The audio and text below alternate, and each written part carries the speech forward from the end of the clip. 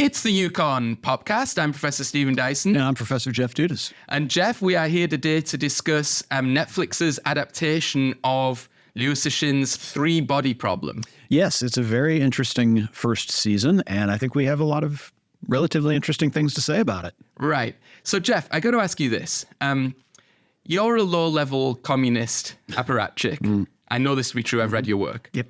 You're working in super-secret Red Coast base. Yeah. As a sort of, technician.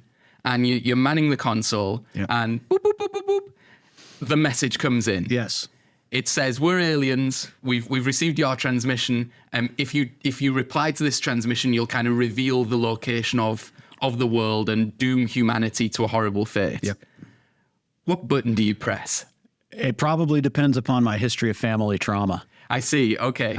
So as you sit here now, are you revealing Earth's No, I don't location? think so. You don't think I so? don't think so. You'd keep quiet? I think I keep quiet. Okay. Or I tell somebody else, and it doesn't become my responsibility anymore. I see. Oh, you'd find a third way out. Yeah. I understand. Well, that in very many ways is the sort of dilemma or the inciting plot incident behind Three-Body Problem. Netflix's adaptation of the Chinese science fiction author Liu Cixin's trilogy of books. I've read the whole trilogy several times. Where do you stand on I have read the first book. And a little bit of the second book. Okay. And we've both, of course, watched all of Netflix's adaptation. Just a brief temperature check. I mean, how do you feel about it? I thought it was pretty good. Okay. I found it relatively enjoyable. It kept my attention, which, in the era of streaming is a victory in and of itself, it seems to me, especially with these kind of big drops of shows where you get all of the season at once. If you can feel like after the first half hour or hour that you're invested enough in the story to keep going, I think that's not nothing. That's a success. Yeah. I'm having a difficult time calibrating my reactions, and I think it's tied up in the fact that I've read the book and sort of written about the trilogy a fair amount of times.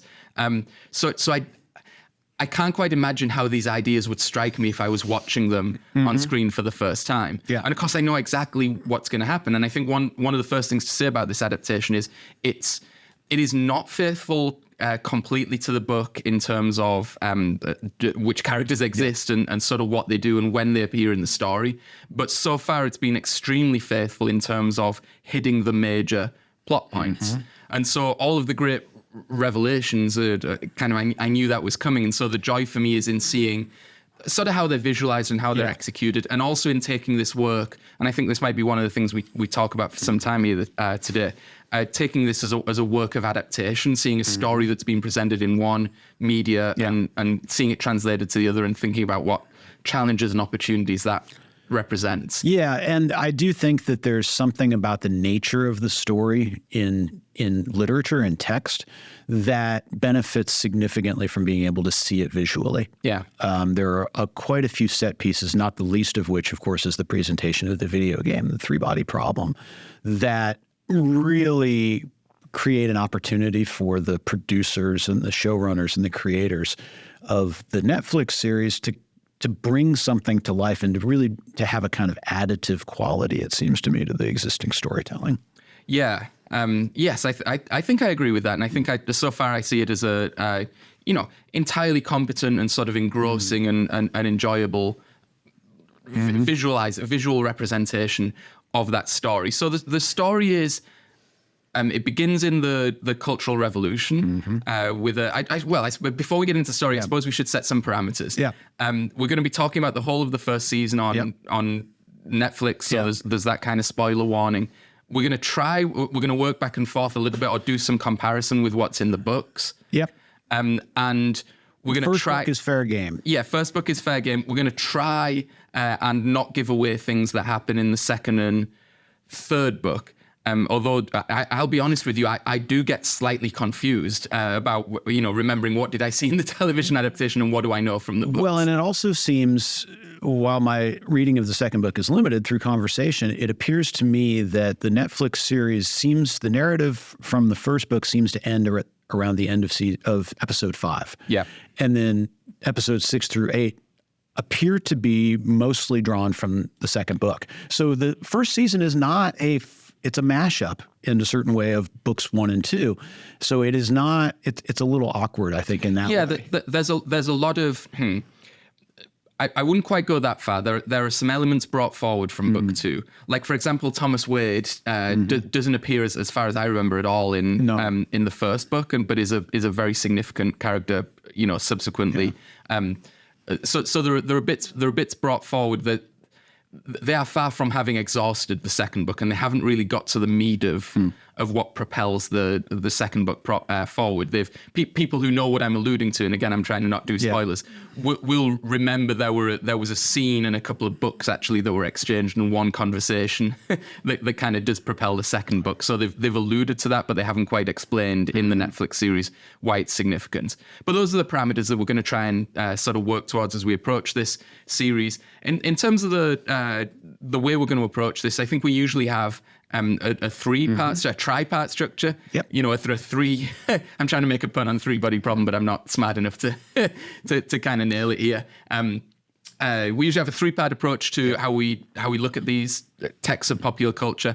In our first cut of the text, we talk about it as a text. Yeah. And we talk about elements of plot, but also elements of maybe what genre the text belongs in, elements in this case of how the story has moved or adapted between a literary representation and a sort of visual and televisual representation. And maybe we also talk about some intertextual references. What is it that this text alludes to or makes reference to, or what is it useful to have read or seen in order to know what's going on in that text, in the text? And always foremost of mind in this level of analysis is the intentionality of the author. Right? Absolutely correct. What is it that the author or the creator intends in a relatively straightforward way for the audience to understand about the text? Right. And then in the second cut that we take of this text, we talk about mythologies or societal meaning structures that are useful to interpreting the text, recognizing that they could be plural. Yeah. And they may very well vary depending upon who you are as an audience member or what collectivity of audience we're talking about. And in this case, it might be very interesting to consider this as a distinctively Chinese work that is now being taken sort of out of that context and globalized or Americanized, or maybe we can talk about what has actually happened in that context. And in this second level of analysis, the text kind of gets unlocked from the author's intention, and it becomes a question of how can we make meaning out of this text or this representation of popular culture in a way that points to things that exist outside of the text. Right, I think that's right. So the question is audience reception here. Yes, I think so. And yes, in the first level, the author is really centered. In the second level, the audience is really centered. In the third level, we usually call this critique, and we try and do subversive things to the text or read it as if it was subversive. We often talk about does it present an alternate vision of society to maybe the one that we're currently experiencing. We've done a fair few science fiction texts, and that, of course, is often a central feature of a science fiction text. Exactly. That it's presenting a critique of present society in the guise of an alternate future or sometimes an alternate past. Sometimes as well in critique we will consider a critical reception, i.e. what have critics made of this text and what do we think that says about them, us, life. Yes. So that's our three-part framework. Should we get into the first part? Yes. Okay, so we will be right back with part one. And we are back with our first cut at Netflix's three-body problem. Yes. We're going to take it as the idea of a text, look at maybe some of its surface features, and see where that takes us. So as a basic sort of plot orientation, this is a story that begins in the Chinese Cultural Revolution with a sort of horrifying, actually, struggle session where a physicist is beaten to death. I mean, unintentionally, they didn't intend to kill him, but they did intend to humiliate and brutalize him. He's the father of Ye Wenjie, who becomes a central character. I was alluding to you, Jeff, as a young communist apparatchik. She literally was a young communist apparatchik who makes the fateful decision on Red Coast Base. That alerts an alien presence to not just the existence of humanity, they already knew that because humanity had been rather stupidly broadcasting its existence to the cosmos. the reply to the message, this is very interesting. I'm not sure they quite hammer this home in the Netflix series, but in the books, the importance of Ye-Wen-Jie making the reply is not to confirm the existence of Earth. The people who've received the message know that. It's that you can then sort of triangulate or specify the precise location of Earth because you complete that chain of communications. Yeah, exactly. I think that's a good point. I don't know that the series is especially clear on that point. Which is one of several occasions, and I do like the series, but it's one of several occasions where they've took a little bit of a narrative shortcut, and they've actually missed off something that's fairly fundamental to understanding what's going on and the science of what's going on, in a way that might leave viewers a little confused as to why that was actually a significant thing when you start to think about it. Anyway, then that narrative, the narrative, jumps forward to present day London in the Netflix series, and we find a sort of crisis in the physics community, because the experiments that they've been running to sort of confirm fundamental elements of contemporary physics theory are now generating results that are impossible if those theories are true, and are actually sort of chaotic. They're uninterpretable, and this is causing these physicists are extremely committed, it turns out, to their jobs, and this is causing existential crises for them, because there's something else going on as well. Yes. They're being presented with what appear to be sort of supernatural phenomena, not just inside the kind of particle accelerators that are doing the experiments, but a lot of high-level scientists, not only basic theorists, but also those that are working in applied science, are being presented with a sort of mysterious countdown and entreaties to abandon their lines of work. And the countdown is seems to be a part of their internal vision, so inside of their brains. Right. And it has a hallucinatory quality. Yes, exactly. And it seems as if they're going insane. It's also very personal to them. So it does seem to them as if they're sort of going insane and their life's work is collapsing. But it's also happening collectively. And then the other thing that you've got going on, and this is how both the book and the Netflix series present themselves initially, is there are these things going on, but the way in is sort of as a mystery story, and there's kind of a detective, and the detective in the book is Da Shi, Big Shi, a sort of Chinese affectionate nickname that you'd give the person. And in the Netflix series, he's actually given a name, Clarence Shi. Yes, but I think also referred to as Da. Yeah, and he's the same character in both instances. He's a sort of rumpled detective who's investigating the series of sort of gruesome suicides and strange goings on in the scientific community. But critically, I would say a character who is better filled out in the show than in the book. This is interesting. So we should, and I think that's good as a plot orientation for people, and we can get into some of the textual aspects on a maybe a more analytical rather than a descriptive level.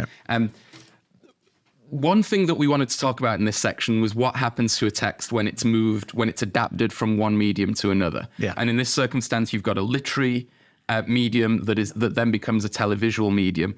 And this implicates a number of significant questions, particularly when it's a science fiction text, because there is a long-running debate within the study of science fiction as to what is the legit, proper medium for science fiction. And there are a lot of, quite serious scholars of science fiction, and we might think, or you might think, overly serious or self-serious scholars of science fiction, who are really quite disdainful of even filmic science fiction, but especially televisual science fiction, and find that it cannot carry the weight of the genre in terms of expressing its ideas properly, and it constantly gets pushed back on overly literal or oversimplified ways of doing things.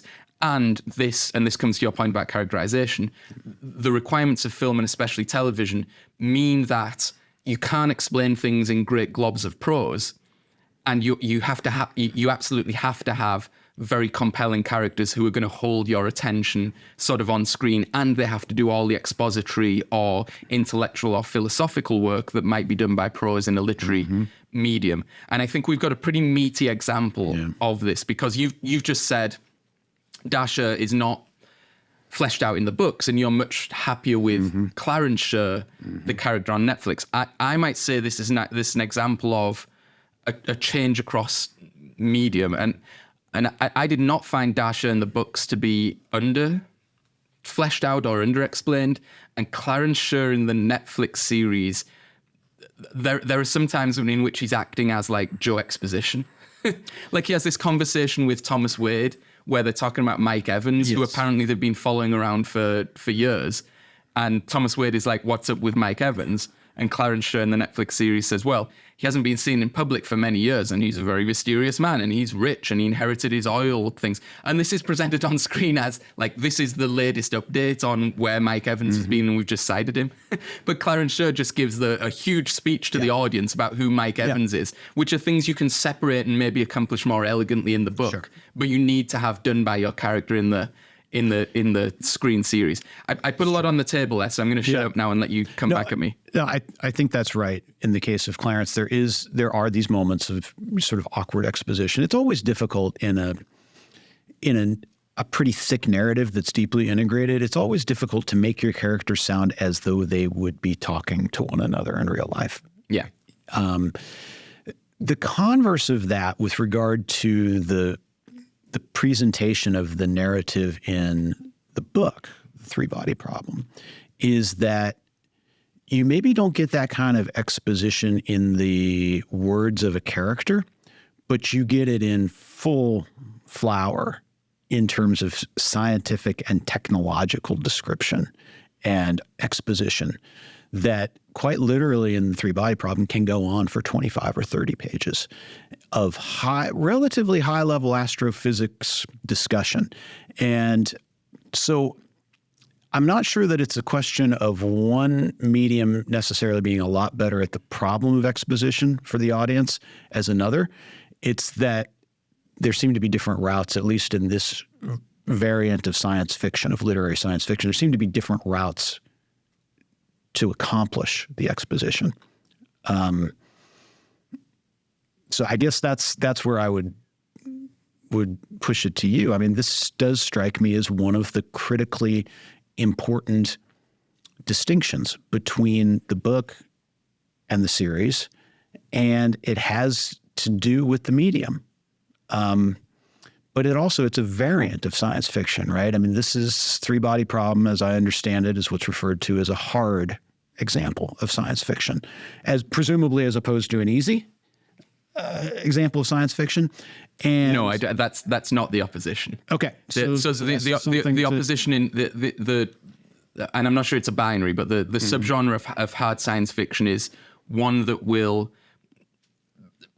take great pains to explain sometimes the minute details of the scientific understanding, the understanding of the laws of physics, or what might pass for physics in the imagined universe, that's propelling the story, and will make those elements sort of propulsive elements in the plot. There will be things that are central to the story, and I think so it's not like there's an easy science fiction where it's like we're going to explain scientific ideas, but just explain them in like layman's terms, and this is like the advanced stuff. It's not like difficult science fiction. It's like hard science fiction. Like there's nothing squishy about the science, and we're not taking too many liberties, and we're actually going to foreground or centralize the ideas of science. And often there will be ideas of science that are recognized extrapolations of current science. Now, all science fiction does that to a large degree, and that's what distinguishes science fiction from fantasy, right? Fantasy will incorporate magic, and science fiction wants to at least present a plausible version of, the rules and laws of the world in which, scientific laws, physical laws of the world in which we're operating. So that's a big part of what's going on. I think the other thing that's going on is that in Liu Cixin's book, and I think this is true a lot of certainly literary hard science fiction, a lot of the beauty and the aesthetics and even the philosophy of the text is contained in its adherence or its presentation of these scientific ideas as sources of wonder and awe and marvel and emotional attachment. And that's very different from maybe other types of science fiction where they're playing with another central idea. It might be like metaphor about race or a riff on kind of forms of social organization. I mean, very famously, like types of utopia and dystopia, or a kind of climate parable, or a human nature, an exploration of human nature through a science fictional premise. And they might be where the awe, the wonder, the emotional attachment comes from. I think in hard science fiction, it's the scientific ideas themselves that are driving that level of attachment. And I'll just finish this thought because I know I'm going on a long time. This is why I think Liu Cixin would not be offended or really interested in a critique of his books that said that the characters are not well fleshed out, because he would say the genre in which I'm writing means that the science itself is, this is a horrible cliche, is a character, is the central focus of interest. And Liu has in fact said this, that science fiction is, for him, or hard science fiction is the truest literary genre, or the most special literary genre, because it does not fall prey to the kind of narcissism of the human that takes place in other forms of literature, where the assumption is in like literary realism or literary fiction, that it's really, really interesting to explore the psychodramas of human beings and their relationships and their emotions. And actually, when you zoom out a little bit and you look at what's going on a universal scale in a scientific way, humans are, very, very insignificant or uninteresting creatures. There are far more fabulous things in the universe than humans. And so hard science fiction for Liu Cixin escapes that kind of narrow focus and is a much broader way to appreciate beauty or marvel, etc. Okay. I'll leave Shin's feelings on that to the side, because I think the most important thing here, and from this very helpful discussion, is that this is the exact distinction between the Netflix series and what we see in the book. It's the question of human development, of characterization, and what the story and who the story is about. Who are the most important characters? If the most important characters are kind of disembodied, literally disembodied, and inhuman sort of science and physical elements of the universe on the book series, then when it comes to putting this on screen and appealing to what I suspect the showrunners believe is a broader audience than the book might have an appeal to, then the focus is very much upon the story of the characters and the humans. Now, with that said, I do think we can maybe make a little too much of this distinction, because the beating heart of both versions of the story is the character of Ye Wenji, who is very well fleshed out in both formats.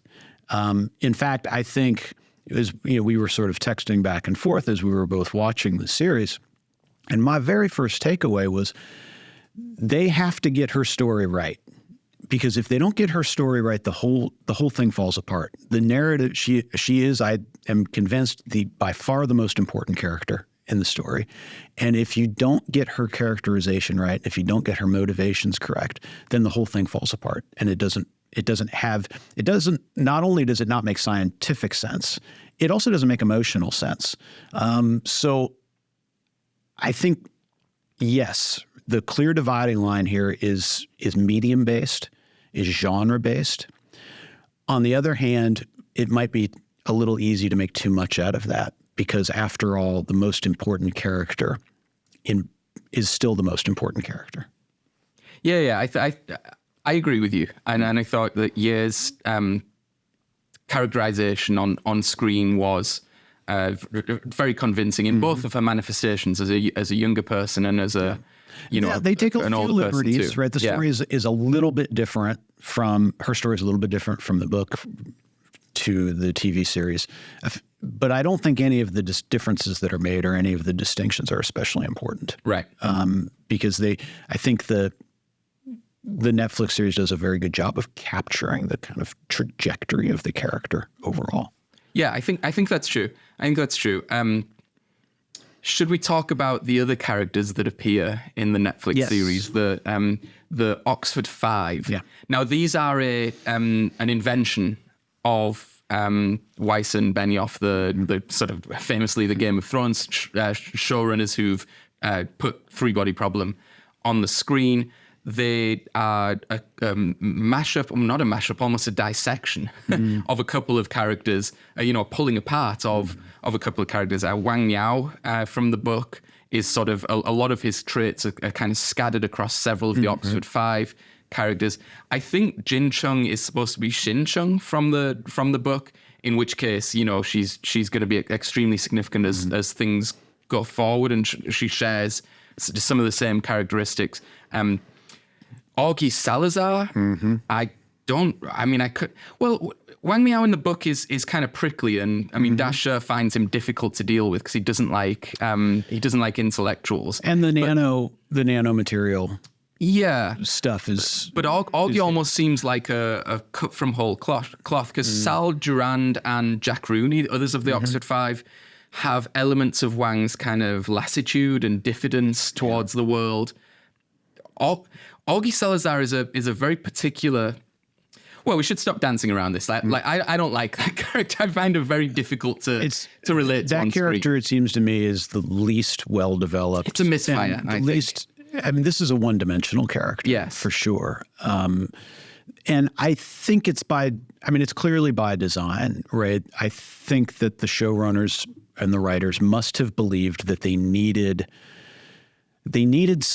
some kind of like voice of God character to sort of disapprove of the degree to which the physicists are obsessed with the science of what they're doing and not paying attention to the ethics of what they're doing. In the book, that's the whole point of Xin Chung. That's a very... So maybe that's where the Augie character comes from. It's a particularly hard-edged and I would say unpleasant manifestation of Xin Chung's I think that's viewpoint. right. And it's also a little unfair to accuse the Netflix series of not doing that with the Jin character, because there are lots of scenes in which there are these kinds of elements of doubt that she's overcoming about the ethics of what she's doing. But she's sort of a humanist, and she's a multidimensional character, as are the other ones, except for the Augie character, who is just a scold. She doesn't disapprove only of the way the science is being used and etc. and so forth. She disapproves of everything. She would disapprove of the way you and I are sitting. She seems to have only one emotional register. And I'm sure she's a great... I mean, I feel bad about saying this because it's an old cliche that, like, especially you pick on a female character and start kind of... and so I'm very uncomfortable kind of doing that. I think it's a relatively poorly written character. Yeah, that's what I think. I don't hold the actor responsible at all. No. And there's a very sort of mean scene that's been pointed out in, I forget, it'll come to me as soon as I've stopped talking about it, but there was an online article that commented on the fact that the writers themselves seem not to like this character, despite having written her in this way, and made some actually quite...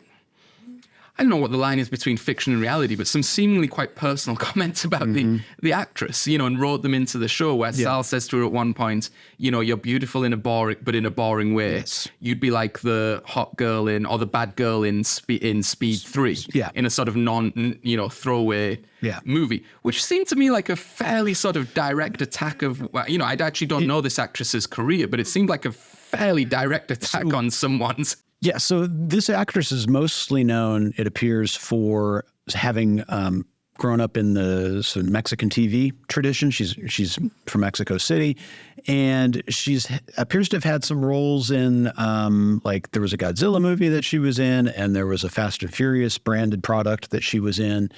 But the Three-Body Problem appears to be the biggest stage, at least in U.S.-based popular entertainment, that she has been able to be a part of. And so there is something that's pretty dismissive and as you say, I think borders on mean-spirited on the part of the writers to the actress herself, and becomes uncomfortably close to being insulting for the actress herself, which is especially problematic when you consider that, like, she didn't write this part. Right, so they've created an unlikable and one-dimensional character, and then they seem to be using that as an excuse to have a go at the actual person in real life, which is... It's so strange, and it also seemed like out of character. It didn't seem like it was the character Saul Durand speaking at that point. It was just a really strange cutting thing for him to And suddenly it's say. notable that none of the other characters are treated like that. Yeah, very, very strange kind of sub-element of what's going on in the text. Yeah. Okay, I think just a couple other things we want to say on text before we move on. In terms of intertextual reference, I mean, Liu Cixin has said that he's a big fan of, Western science fiction. That he's a big sort of Arthur C. Clarke, H.G. Wells, Isaac Asimov fan, and that might be one reason I think why his books, which are definitely a sensation in China, have translated. I mean, literally they've been put in translation, but they've also found a Western audience. Yeah. They seem fresh to Western audiences because they have that distinctively Chinese setting and all the rest of it. But they're also recognizable because they're doing some of the things that an Asimov might have done, or an H.G. Wells might have done, or whoever the other one, an Arthur C. Clarke might have done. In sexual references, so I suppose you've got other alien invasion narratives, so like War of the Worlds, maybe. Well, it's not just the more high-minded and well-known of these kind of World War II and Cold War era American cinema movies or American literary sci-fi versions. There's also this entire genre of, Invasion of the Body Snatchers and a whole series of other kind of alien invasion movies that were kind of B-level movies in the 1950s and early 1960s.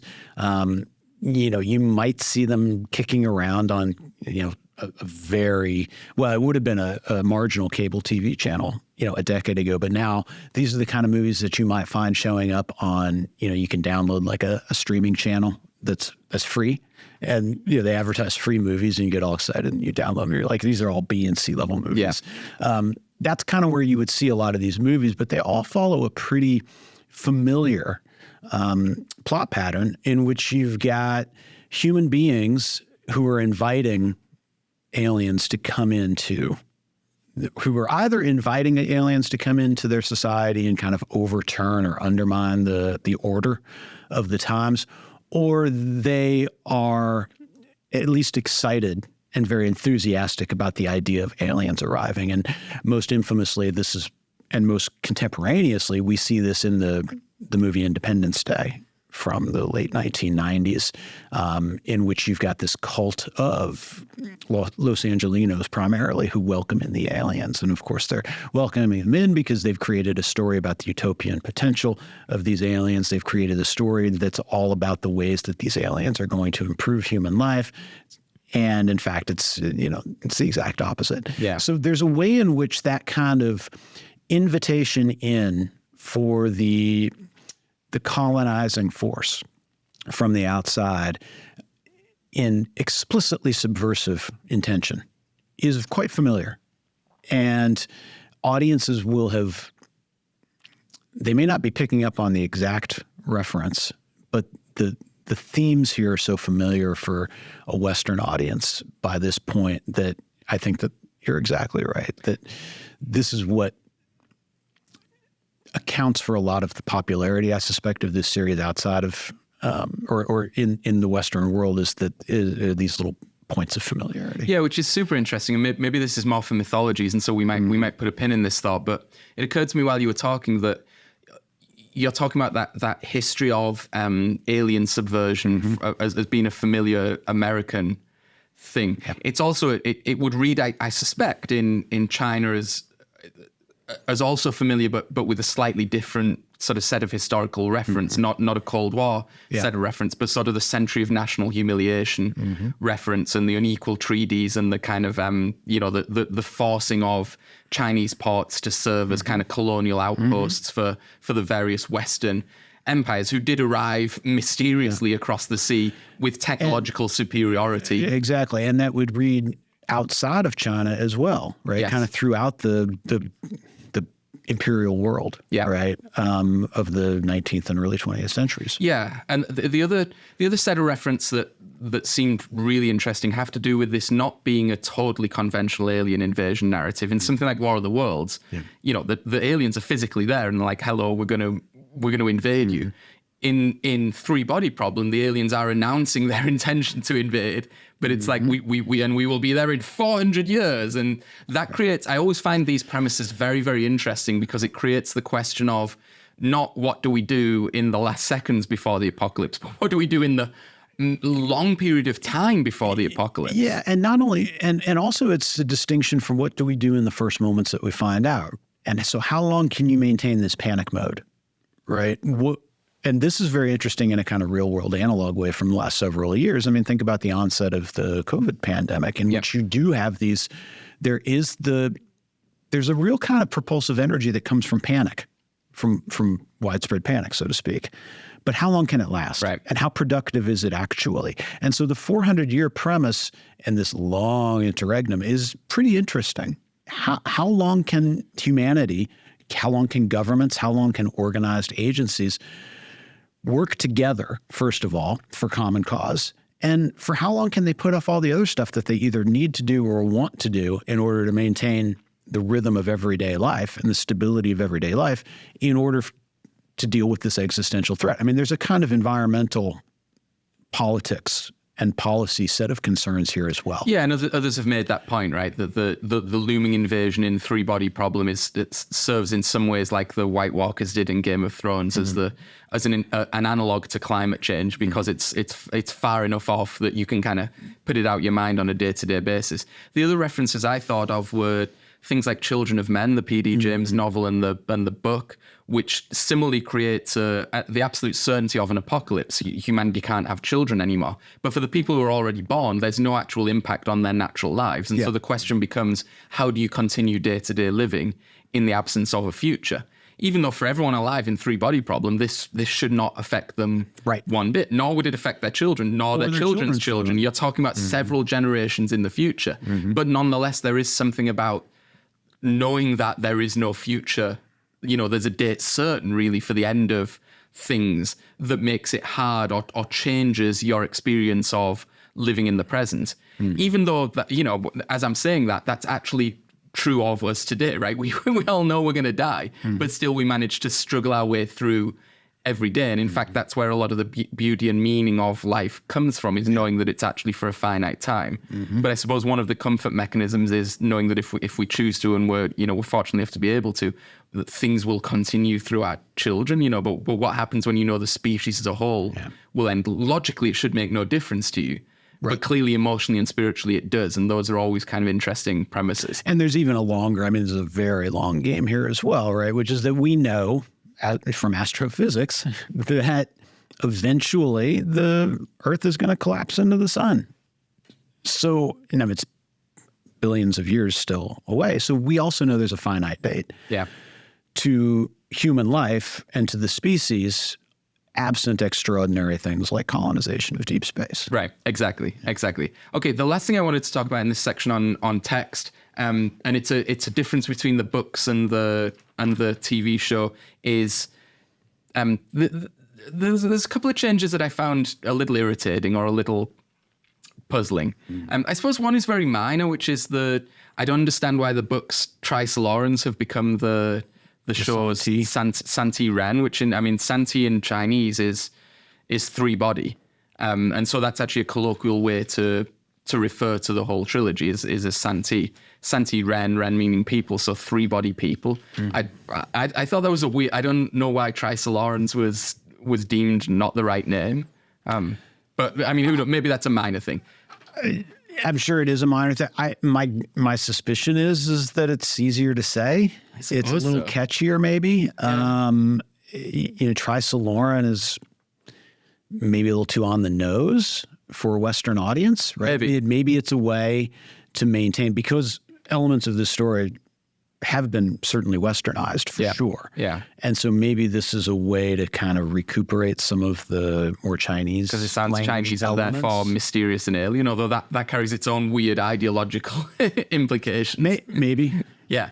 Okay. And then the other thing I thought was a bit problematic was how the sophons work in the TV show. I mean, so these are, as I understand them, they're the sort of size of particles and so they operate at a quantum level, and that's why they're really effective in screwing up humanity's physics experiments, because they get in there and like literally butt heads with with the experimental particles. And the scientists have figured out how to fold 9 dimensions of experience into this little. So they make a supercomputer, that's the size of a planet or whatever, and has all those capabilities, and then fold it into the size of a particle, jet it off. You can accelerate that to the speed of light, and that's pretty easy. It arrives much earlier than their physical invasion fleet, which is going to take 400 years, and then they're kind of quantum entangled with sister sophons that are on Trisolaris. So the questions almost like a relay transmitter. Exactly. The questions of communication don't arise, but rather crucially,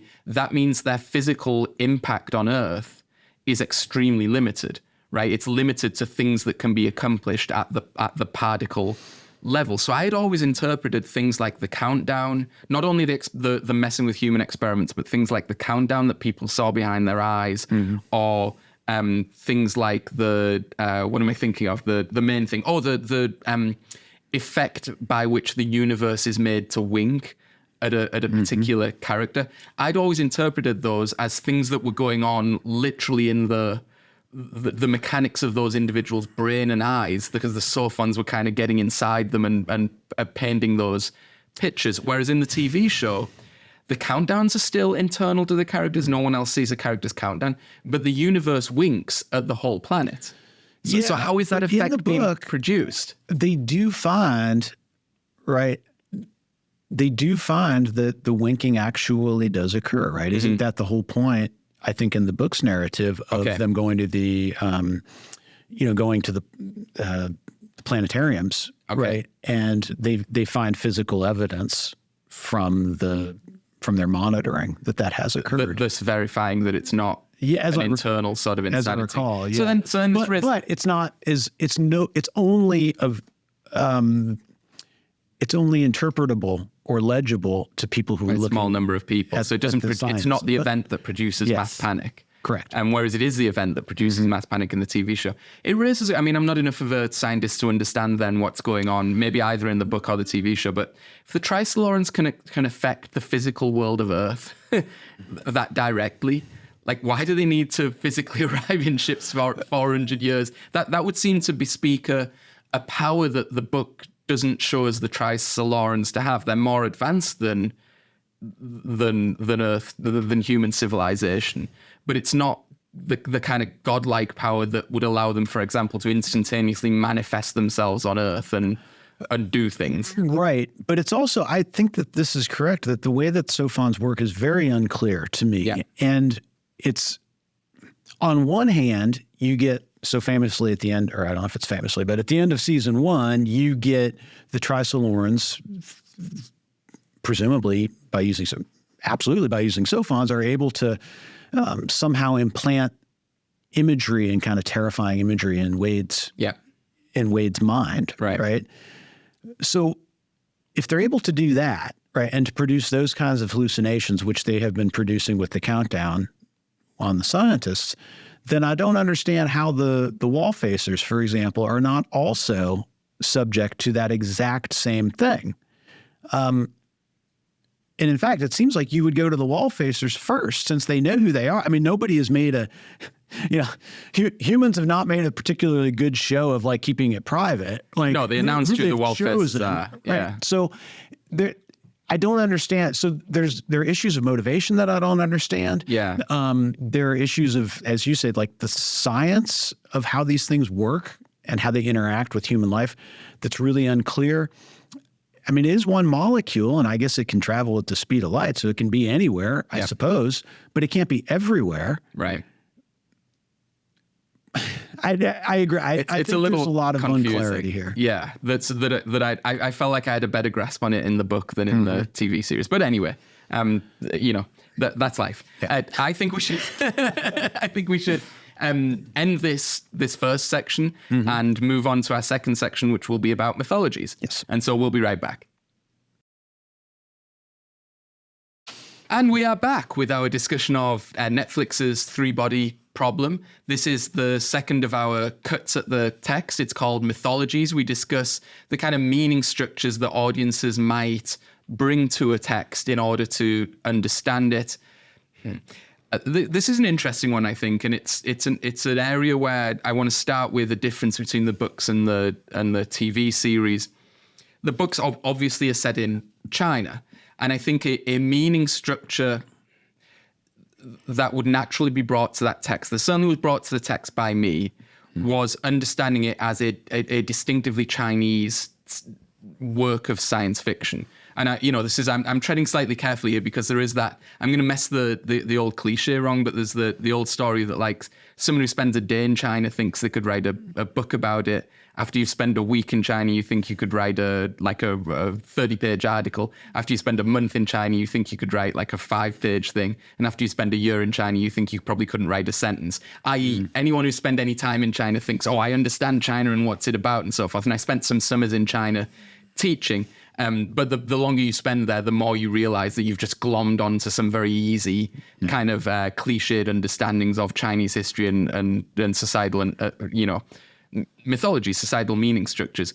But that's a long way of saying, let me wade exactly into that, into that pool and sort of drown myself by saying, I think this text can be understood as a work of kind of Chinese developmentalism and is sort of to do with the experience of China as a power that, in comparison to other world states, had been technologically sort of backwards and underdeveloped, and then underwent, during a crisis period, a really explosive technological growth, and now is amongst the first rank of world powers, and that's been achieved by massive investments and Stakhanov is the wrong that's the wrong regime, but really storming efforts to kind of break through technological barriers and really sort of push on.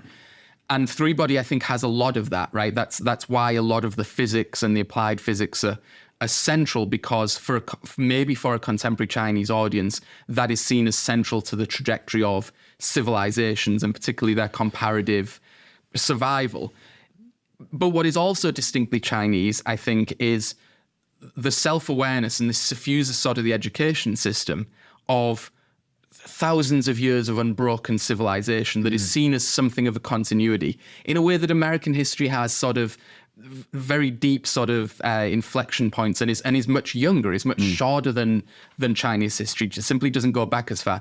And that's brought into the text, particularly in the first book, through the VR game, which in the book is set exclusively in different Chinese historical eras.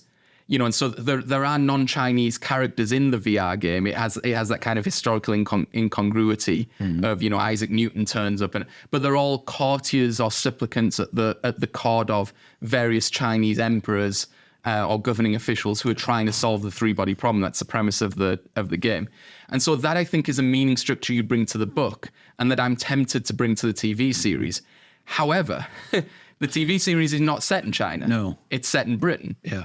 And that changes what you think the cultural mythologies might be that are alluded to. Do you see where I'm going with that? So a couple of things. First of all, I think that's a really sharp point about the way that technological development becomes maybe one of the primary ways in which the Cultural Revolution sees itself as moving onto a world stage in the neighborhood of superpowers. And the book does a really good job of that, and a really interesting job of that, because it explicitly contextualizes, for example, the Red Coast base within the Cold War movement towards world hegemony and kind of keeping up with the superpowers, that it's all folded into that kind of, the space race and the atomic age. And it's seen, this kind of ability or potential ability to communicate with other beings is seen as through explicitly Cold War lenses, right? That this is what we have to do, both for the possibility of securing our security moving forward, but it's also a marker of our technological sophistication and growth. This is an area in which we could catch up or overleap the United States and the Soviet Union, because they've made advances in these nuclear weapons and these other areas, and extraterrestrial contact could be the area in which the Chinese state and it becomes meaningful. And the book, the series does do this as well. It becomes meaningful, the sort of the insight that Ye Wanji brings to shooting the radio signals at the sun and having them bounce off and something. Magnified. I think I've got that right. Yeah. That she gets the idea from a Western source, right? From an American astrophysicist who doesn't really put it all together, right? And she kind of figures it out, right? So it's not just that it's the desire to be a part of this program, right, that motivates a lot of Chinese politics and investment. It's that they do it, right? That they do it in the way that the Western superpowers and Soviet Union could not do. Right. And so there's this kind of moment of technological triumphalism also built into the narrative structure of the book. Well, and it's also certainly a Chinese regime's self-conception that the great advantage of the contemporary Chinese regime in their telling would be it can get things done. Yeah. And it doesn't get kind of caught up with essentially the self-indulgence, what they would see as the self-indulgence of like, there's a separation of powers and the Congress won't vote for it and you blah, blah, blah. It's a government that styles itself as practical and results oriented. Because of its authoritarianism. Exactly. Yeah. And then, but I do think it's also interesting that this resetting of the action in contemporary London for the Netflix series. I do think that's something we should talk about. It's not clear. I mean, first of all, we were talking offline. There are very few markers that would put any kind of sense of place, or make it important in any way to the story that is taking place in London and in contemporary Britain. Of the Oxford Five, two of them are explicitly supposed to be Americans. Yes, right? Saul and Augie are American. Jin is, I think, Chinese, but has been, because of like family loss and trauma, she has grown up in New Zealand, Australia. Yeah. And so you really only have two kind of Jack and Will are British, stereotypically right? British characters, Yeah. right? And moreover, we know that the person who has organized the Oxford Five is Ye Wenji's daughter, right? So there's nothing, at least stereotypically, British. Although, on the other hand, it does point to a kind of, the multicultural reality of Britain now, right? Which is, I guess, distinctive. But there's really not much else, right? I mean, I do think there's a scene where they're at Dover. It's got to be Dover, right? Because in the background you've got the cliffs. And I think one of the characters, maybe it's Augie, says, British beaches suck or something like that because it's all shells and But that's not British beaches. It's just because Augie thinks everything sucks and has to tell you at every opportunity. There are a whole lot of like New England beaches that are exactly the same without the cliffs. Yeah. So there's very little that distinctively seems to offer a sense of place that is British in particular. And there's very little about the narrative as well that would appear to point to British themes. Yeah. You're the obvious expert here. Right. Well. So what I think is interesting about that is that it's taking a distinctively Chinese story, and the story, I think can be read not only as Chinese for the obvious reasons that it's set in China and peopled predominantly by Chinese people. The characters are Chinese in the book for the most part. It's that if I'm right about that mythology structure that you need to bring to it, that it's about a society that sees itself both as very old and part of unbroken civilization, and so the existence or the experience of a collectivity of people over extremely long periods of time, and real gyrations of fortune between catastrophe and crisis. Which is also, sorry to cut you off. Yeah. I mean, that's also the exact thing that links Chinese society to Trisolarian society. Exactly. So that's what I'm saying. And that really imbues the story with meaning. And so there's a natural fit between where the story is driving at, like its core themes, and its setting. Those societal mythologies are really doing plot work. There has been plenty of British science fiction. you know, where you could say similar things, right? That the elements of British culture and history are driving what the story is about. And so you think in particular of H.G. Wells' War of the Worlds is obviously the anxieties of a technologically advanced imperial colonizing, brutalizing power that we might find out we're not the biggest kid on the block, and we might ourselves find ourselves on the other end of that, which is a classic kind of colonizers, slavers, fear. Exactly. And I suppose you could say there's an element of that going on in Three Body, but that seems like a crude way to understand what's going on in Three Body Problem. And so what I'm saying is I understand from a TV standpoint why they wanted to not have it set in China, and maybe you also didn't want to do the, you know, what maybe would have been done in this adaptation 30 years ago, which is all the characters are suddenly white and it's set in, you know, Cambridge, Massachusetts. They're all at Harvard, you know. So they wanted to make it appear more global and diverse, and maybe Britain was a setting that read that way to American screenwriters. But it does create for me a slight incongruity between what the story seems to be driving at and the kind of cultural mythologies that are brought to it by its physical place. Yeah, I think that's right. I think it detaches whatever the show is doing and the story that it's trying to tell, it detaches it from its cultural reference, but then doesn't seem to replace those references with anything obvious, right? I don't think this is a story of British imperialism. No, I don't think so either. Right? I don't think so either. And the other kind of characteristically British science fiction, I think, you know, loss of empire is not really into it. Right. That's something that appears in almost all British stories, not just science fiction, but a sense of what are we now after the empire is. I don't think that's really in it. And then a more recent one that appears in British science fiction, and I think again of something like Children of Men, but there are other examples, is sort of the exact point you made about multiculturalism, but also in the very contemporary context of the backlash that's produced. So like immigration anxiety and a kind of post-Brexit Little Britain mentality is Little England mentality is also, I think, not what Three Body is about. It does not appear to be existent here. And in fact, that's even, sorry, I know I just talked over you making a point, but it just occurred to me. It's especially incongruent that you would set a story of explicit multiculturalism that relies entirely on the presence of the Oxford Five, who are not only multiracial, but crucially immigrants from different parts of the world, who've come to a place to apply their world-class talents that are now central to humanity in a context of Brexit Britain. And at no point someone says, like, wait, are we not going to get kicked out of the country here because everyone's gone crazy about immigrants and many of us are not from this country? Right. And that extends even to another of the new characters, which is the boyfriend of Jen, right? Who's, you know, he's of Indian heritage, ethnic heritage.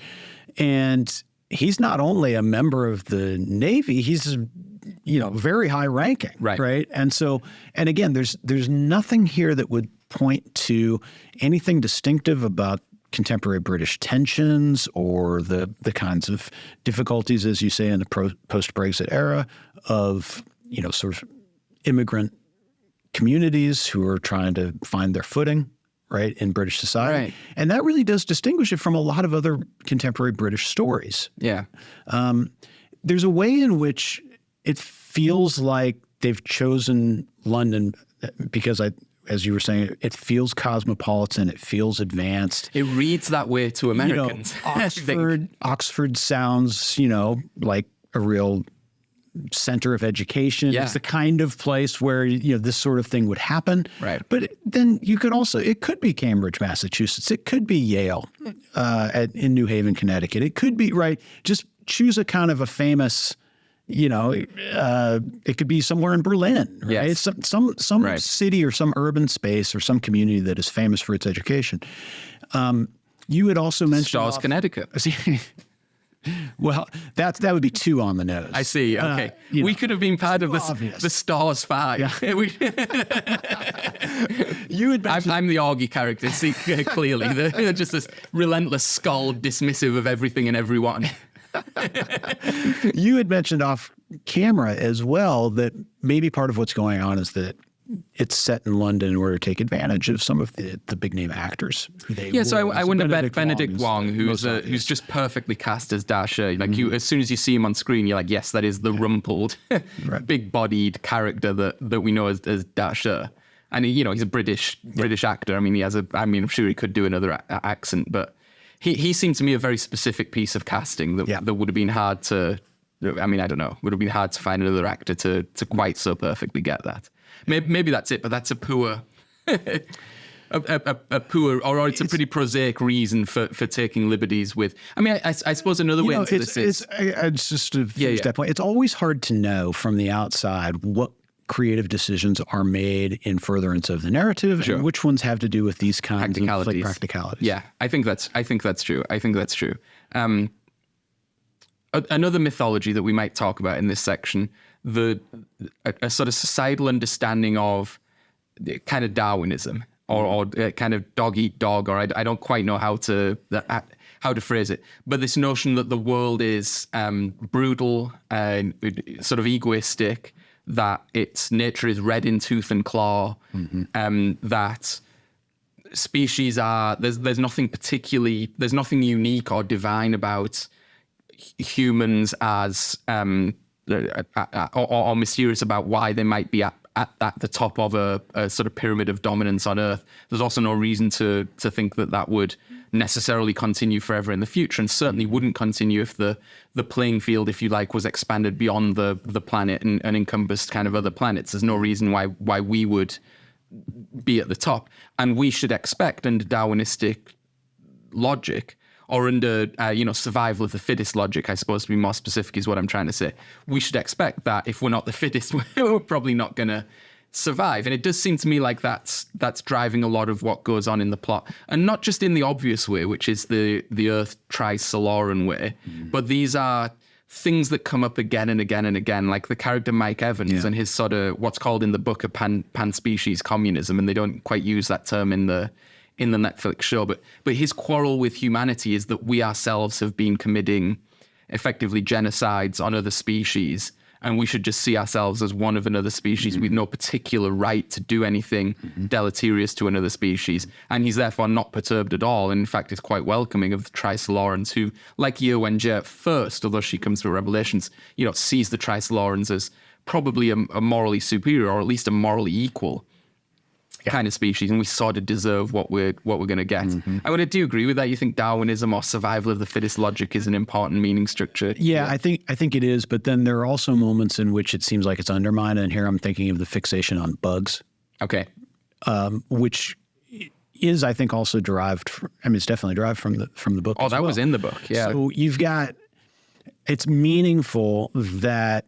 So on one hand, you're right. It's meaningful that the Trisolarians or the Santi refer to humanity as bugs in a highly dismissive and disdainful way. Right. You're so far beneath us and beneath our level of intellectual and technological development that you are as bugs to us. You're nuisances.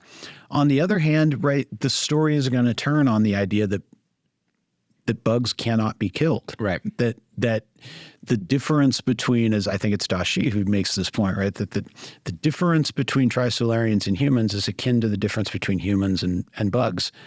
And humans have been trying to stamp out bugs, with all of their advanced technology for hundreds of years, and have not succeeded in the least. We remain highly susceptible and vulnerable to insect-based and bug-based viruses, right? And so the same kind of arrogance, it seems to be the message here, the same sort of arrogance that the Santi are bringing to their colonizing venture is the exact thing that humans have brought to bugs. There's a role reversal here, but it's played in the story as a moment of inspiration for why humanity shouldn't give up, for why resistance is not futile. Is not futile to mix the genres or the franchises here, but is in fact essential to the possibility of survival, right? And so there is this kind of. So yes, on one hand, it is a story about kind of Darwinistic survival of the fittest kinds of elements transplanted into a a story of survival where humans are not at the top of the food chain, or not the apex predators. On the other hand, it seems to be an attempt to derive some of the kind of militant, imaginative capacity that Mike Evans finds in other species, and to appropriate that for human possibility. Yeah, I think that's right. I think that's right. Is there another mythology or meaning structure you'd like to talk about, or do you think we got it? Not so far. Maybe in future seasons we'll.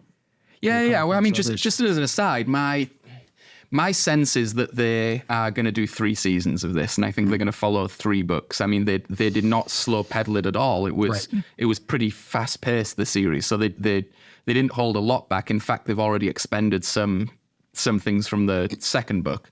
Nonetheless, I think I said this to you before we started recording, because I know you haven't read much beyond the first few pages of book 2, and you certainly haven't read book 3.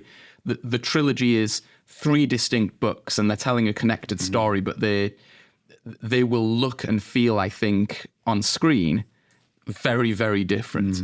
And so I can really see 3 distinct series that actually follow the 3 distinct books. And I actually think it's going to be weird if halfway through season 2 they move to book 3. That will just aesthetically and in story terms not work. So I'm expecting 3 seasons. And that does maybe put a different spin on their willingness to kill off main characters. Yeah. Of the Oxford Five, 2 are dead by the end of the first season. Yeah. And the third, Augie, is really marginalized, and we don't see her for most of 2 episodes. Yeah. And so I wonder if it's also a way of setting up the kind of a shifting centrality of vision and characterization for future seasons. Certain characters are going to be more and less important as the series goes on. Jack's dead and Will's dead in inverted commas. Yes. Good God, maybe that. Well, anyway, let's move past that very quickly. And I think we should finish this section, and we should come back with our final section on critique. And we are back with the final part of our discussion of Netflix's 3-body problem. This is a section that we call critique, and there are a couple of ways I think that we're going to approach this question of. Is a text up to something that can be called critique, or what do critics think of it, which are two different things, although they do sometimes go together. I want to read you a quote from a science fiction studies scholar, Dr. Kramer. It's not about 3-body per se, but it's about this genre of hard science fiction, which we discussed briefly. Hard science fiction, the most science-oriented science fiction, enjoys greater popularity with readers and writers than with critics. And you'd written back to me on our plan that you find this deeply puzzling. Yeah. I find it puzzling because it seems to me that the audience for the kind of hard science fiction description that you get in storytelling, that you get in 3-body problem, for example, would seem to me to be significantly limited. It's hard for me to imagine a great many people deriving tremendous amounts of enjoyment out of this type of technological description, which gets quite heavy, as I have alluded to in the 3-body problem at least, and it can go on for as much as 25 or 30 pages of text. It's a form of storytelling, I'm convinced, that has a genre, that has an audience. I'm surprised at the idea that, however, it would be a greater number of readers than critics who would take pleasure in it, because the method strikes me as a kind of hybrid entertainment/education pitch that it's making to an audience, which would feel to me more like a kind of a critic's audience. Yeah, it's very interesting, and I think it depends on how we're reading the word critics. And I pulled this quote and sent it to you, and I have the advantage of knowing, I have the advantage of having read the whole piece where the quote came from, and it's from a kind of scholarly book of science fiction studies, or by scholars of science fiction studies. And so I think what Kramer is meaning by critics is scholars who are making it their career to study science fiction. And the way that field has evolved, they've tended to reach an understanding of the purposes of science fiction that is perhaps slightly different from how the purposes of science fiction are understood more broadly by the lay reader or the lay audience. And so I think critics is meant kind of academic researchers into science fiction that might be in fields like literary studies, who would tend to see the virtues of science fiction as being about